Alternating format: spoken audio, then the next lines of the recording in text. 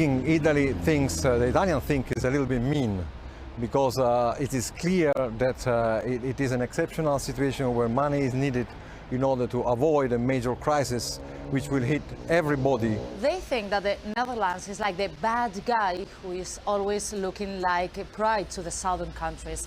Alle ballen op bad guy Rutte vandaag. En dat begint al 's morgens als hij aankomt in Brussel. You're being presented as always as the bad guy. It's everyone versus Mark Rutte. Do you think this is fair?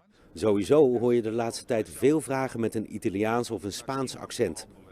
We spreken vandaag met journalisten uit die landen. Zij bepalen hoe de bevolking over Nederland denkt, maar sluiten in hun berichtgeving natuurlijk aan bij het sentiment in eigen land. In addition, there is a kind of resentment towards the Netherlands because everybody remembers those words of Mr. Dijsselbloem in 2017 when he said that the South countries spend the money in women and alcohol. So that further fuels the role of the bad guy. During the austerity, in Greece, for instance, they were forced to cut pensions, to cut health expenditure, and we know how important is health expenditure now, for instance, to cut social welfare.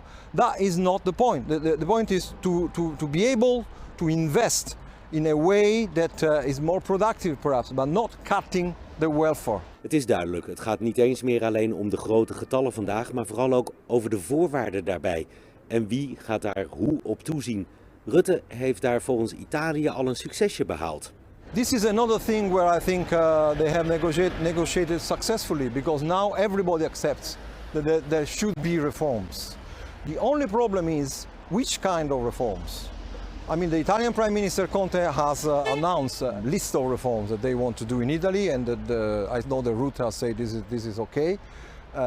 The kind of reforms that the Italians and the other countries in the south don't want to see anymore are those reforms that we saw during the austerity period, like for instance in Greece, cutting the pensions, cutting the social welfare.